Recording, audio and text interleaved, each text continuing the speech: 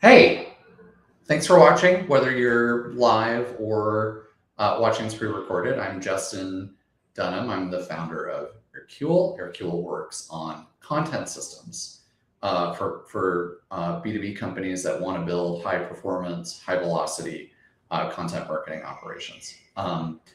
Today, I want to talk a little bit about a cool bit of feedback I actually got a couple times this week, which is, hey, y'all produce this using Claude because that's part of what we support in helping our clients build content systems.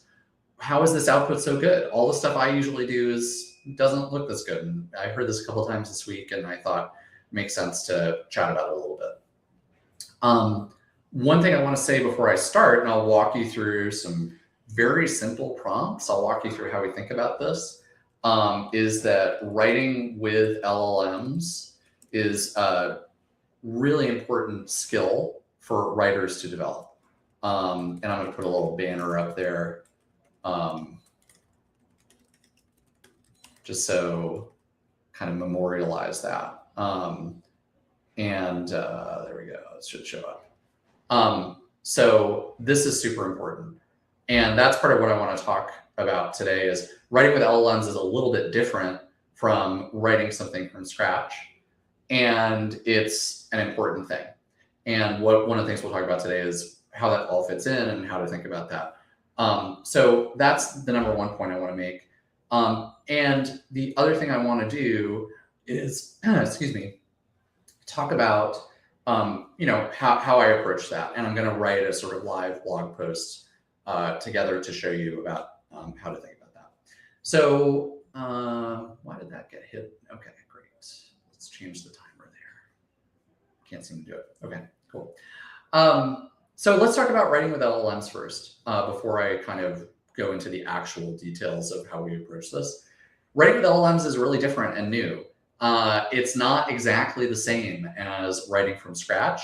Everybody has their own process for doing that and thinking about it, and everybody has built that over a lifetime of actual writing. And that is one very, very important practice that is not going away. And then there is this new tool that we have. And so just like, you might need to think about how a novel is written differently in the age of mass distribution, or how screenplays look different in the age of CGI. You need to think about how content might be produced differently and produced in new, exciting ways using this new tool that we have called LLMs. At this moment, there's a very primitive way of using them, which is simply to increase your velocity by having an incredibly talented, maybe not super highly educated, but very obedient writer to work with. I'm sure we will develop new ways of doing this, but that's number one. So that's why this is a new skill. And the other thing that we know about content in 2026, in whatever year you're watching this in, is that we care about having more updated content, and LLMs care about that for visibility, and your customers care about that. And so this is a key tool for improving your content velocity. So that's point number two. Okay, great. So new skill, and we'll talk a little bit about that today. The other thing I would say before I start is that I'm going to make a very strong statement here. And I'm pretty sure I will stand by this, at least for a while. Claude is the only LLM worth using for this. That's my opinion. You may have different experiences, but there's something about Claude that's a little bit different, a little easier to work with. So if you haven't tried Claude, please go try Claude for this, because I find that the outputs are a lot better. Okay, great. So we talked about this idea of this new type of writing, this new type of content production. I think a lot of writers are going to need to learn how to do this. I think it's a different set of skills. Generally, we use Claude. So let's start with step one. And step one is you need to ground your high velocity writing in actual questions. And I'm going to throw that up here. So that's the first thing I'm going to do, is I'm going to show you a little bit of research that I did. And this has been the case for a long time, that you want to do keyword research, you want to talk to customers, you want to do all these things. You can increase your velocity with Claude or with whatever LLM you decide to use, and you can produce lots and lots of stuff. But you really still need to ground it in actual questions that people have. So what I'm going to show you today is I'm going to write a piece about measuring content ROI. And let's present my screen. And I'm going to show you this Reddit thread. I'm going to add it to the stage. B2B content marketers, how do you track the ROI of your content?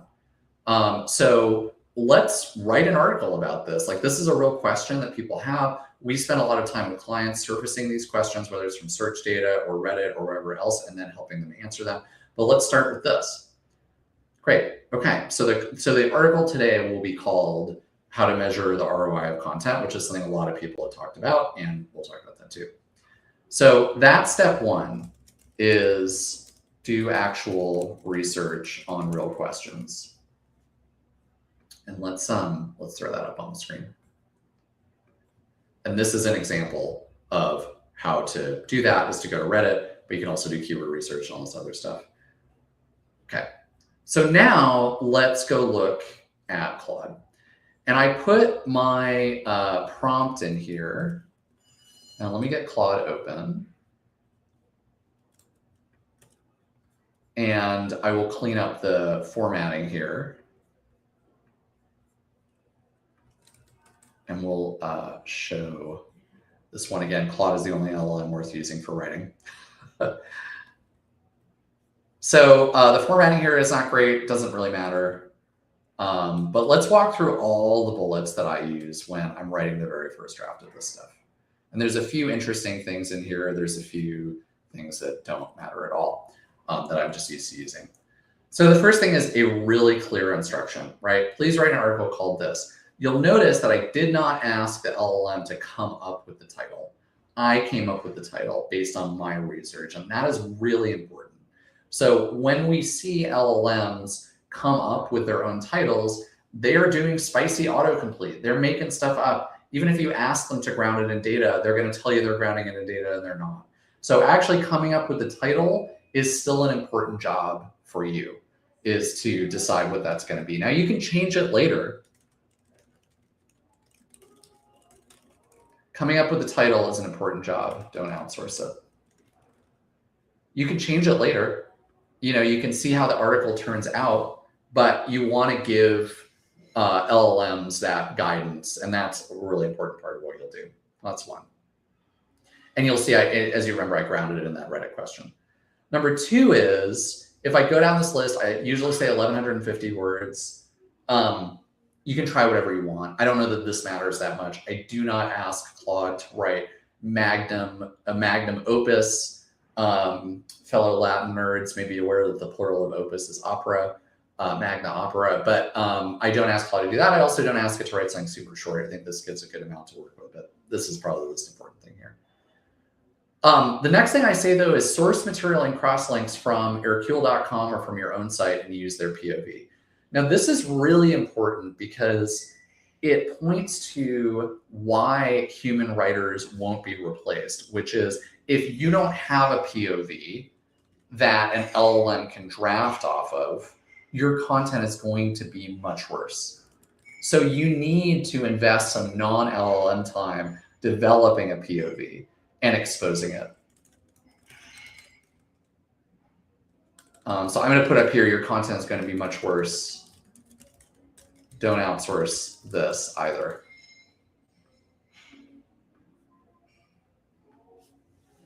So that is still a thing that a human being needs to do, is actually go through and write the big white paper, do the interview, bring the SME on, look through the customer questions and come up with some basic responses. So that second bullet of source material and cross-links, that assumes that you have spent some time writing human content. That's really important. So that's number two. Number three is avoid promotional or marketing language. Keep it all matter of fact. And then there's the fourth one is go to this Wikipedia article and remove those tells from your writing. These are both kind of related. You can put in whatever your own tone guidance here.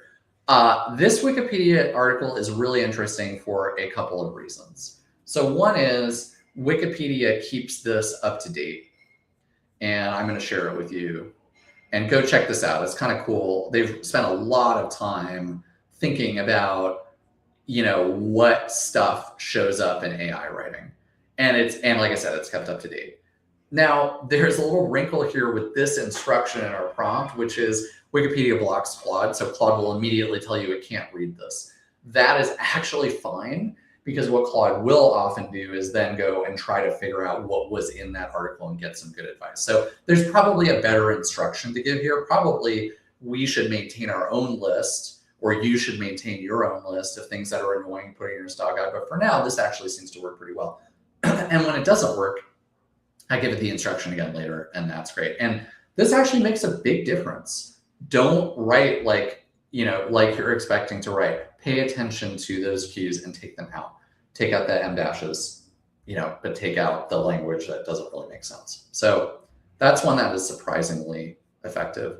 And then there are a few other ones here. Again, like these are all pretty optional, but they're things that work well for us. Put all the titles in sentence case. LLMs tend to not do that, and it ends up looking really weird.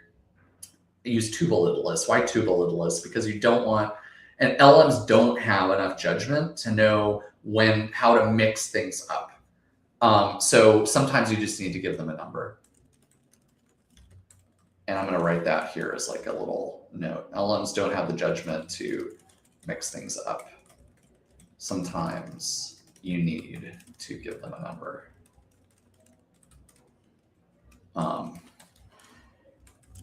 Cool. Okay. So that's another piece here that, I put these things in here. And then but I also say very subheadings and headings where appropriate. That could probably be a little bit better. It could probably be, but it seems to work okay when Claude remembers how to actually mix these things up. Okay, cool. So let's look at what this actually looks like when we have the thing written. And I have that ready. I'm going to show you what it looks like, and you can see a bunch of interesting stuff there. But again, before I go into that, I want to emphasize this piece of you need to have the POV in place. You need to have the person do the research on the title, and anything else like that on the level of context setting a person has to do. And you can not have a person do that, but your content's going to be worse. Even this sort of LLM assisted content, which wasn't going to be as good as something a human would write anyway. Cool. All right, so let's see what this actually came out with. And here we've got, how do I show the ROI of content? So, okay, promising, maybe. Most content teams do this gap exists, etc. Blah, blah, blah, blah, blah. And instruction I find really, that works really well with LLMs too is, and it works well with human writers, is tell LLMs to remove their intro, which is usually incredibly fluffy, just like human writers. Let's add that one too. Put that up on the screen. So that's the next thing I'm going to do is I'm going to say remove the first two paragraphs in the first header. And obviously I could also do that myself. And then you start getting right into the answer, which is what we kind of wanted to do anyway, is get right to the answer of the question, how do I show the ROI of content? Now, this points to another thing that LLMs are pretty good at that they can be trusted to do, which is just answering straight up questions, right? Note that I'm not asking it to write a giant white paper. I'm not asking it to write something very detailed about this. I'm just asking it to answer a question that has some specific answers, but include our POV as well. So now it jumps right into the answer. From Google Search Console, track these search metrics per page. Somebody with expertise has to read this and make sure it makes sense. Track these engagement records, metrics. These things don't actually, they aren't recommendations that we have, and that's fine. Like it read our content. We didn't write a lot about this, and so it's getting very generic stuff. So the next thing I'm probably going to tell it to do is take this stuff out. And then the other thing is I kind of go down here, this says content ROI depends on two categories, search performance and user behavior. That's also, I guess, not really that true. So that's a really helpful clue to me looking at some of that detailed stuff that, all right, I'm gonna have to go back and correct some of these ideas. And maybe I'll do that So, no, content ROI also depends on whether it ties to revenue. And then we'll say, please include some metrics about that. One important one for us is how many conversions as measured in GA4 involve content on the journey. So I'm gonna let it do the thing while I kind of continue to read this, and it might make some other changes, but it's okay. A page with 10,000 monthly visitors matters more than one with 100 visitors. Maybe this may sound obvious, but teams often optimize the wrong pages first. Okay, so now what I'm doing is I'm reading this and I'm thinking about what are some key points here that it makes that are worth kind of expanding on, and then I can sort of orient the piece more about that. So now this is start with business outcome metrics, which is helpful. That's helpful. And all I did was give it that guidance about what our POV was, which only a human can do. Track search and performance. Okay, we can leave that. Traffic volume versus engagement quality. Build reports that connect content to outcomes. Okay. The question here might be, create reports that show this. This is another opportunity for us to write something. This is another LLM assist that we could even try. Publishing it, see how it comes out. How do I create these reports? Where should I create these reports? How do I think about it? And then you're going to need a human to go in and put in the screenshots and do all those other things. And this is where you also start to see it putting some actual cross-links in here, which is important, both because it means the LLM hopefully looked at these pages, and also because these cross-links, like bringing people into that better content that you have, is important. And then I'm not going to finish this article today on this live stream, but there are a few other things I'm noticing right away too in here that are further instructions that I will give. So one is that every single one of these is an imperative, and you as a human can pick up on these patterns much more easily. Build reports, track topic authority, set up a content optimization system, and you can see how breezy a lot of this stuff is, which is not good. So maybe what I'm going to say is, instead of calculate the dollar value of content, drop this section and expand more on something like tying content to pipeline, and something like without assigning dollar values, whatever it's going to be. And I'll kind of say that and see what happens. Now, some of the things that I've done here don't include our tone, don't include our style guide. There's other things like that you can add. Also, context is really important. So let's just talk a little bit about that before we kind of wrap up. But if you have context, you should put it in, but only if it's human created context. We don't want to feed it other LLM stuff generally. One kind of quick and dirty way that you can get context is by having it scrape your site, which I've done here. That's also really important for cross-links. But another way you can do it is attach a document about the thing, or record yourself talking about it, or do whatever. So those are all things that you can use to improve this pretty dramatically. And the total time that it would normally take me to produce something using Claude, and this is by no means done, I probably got another 15, 20 minutes, but I'm going to come out with something reasonable that I'll publish on the blog probably next week. Is it going to be as good as human created content? No, but it'll be better than not publishing anything at all. So just to recap on what the key points are here. So one is that LLMs, writing with LLMs is a new type of skill that I think writers are going to need to learn how to do. And it may feel easy, but it's just like CGI has become a thing in movies. How does that change screenplays?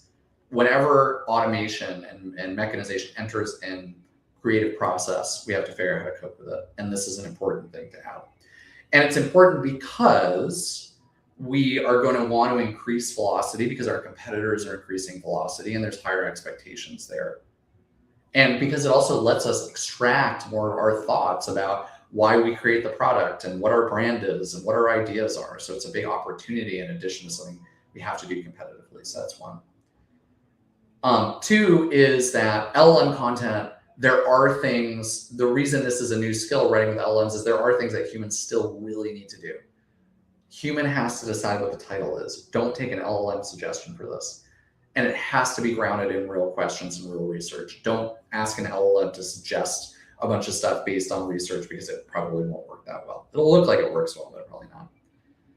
And then what an LLM also can't do is have your POV for you.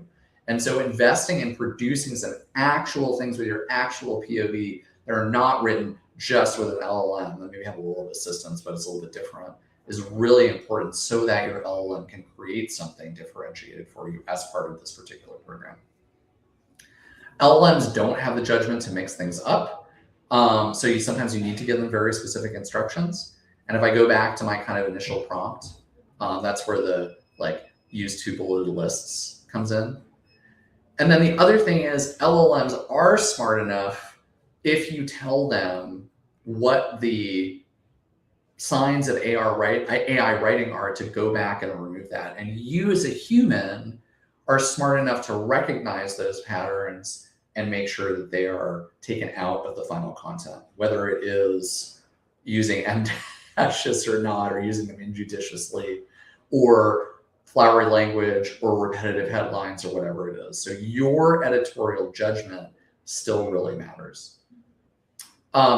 So that's kind of a preview and a quick overview of how to improve Claude output. Use whatever LLM you want. I think that Claude's the way to go, but whatever your LLM output is, some ideas, some ways to think about that, this new type of skill that writers need today, and how to improve your output with it, and hopefully how to improve your velocity and improve content performance and try more experiments and publish things and see how they do. These are all things that you can do with an LLM that were much harder to do just a couple of years ago and are a big opportunity for writers and marketing teams. Let me know if you have any questions, and thanks for watching. See ya.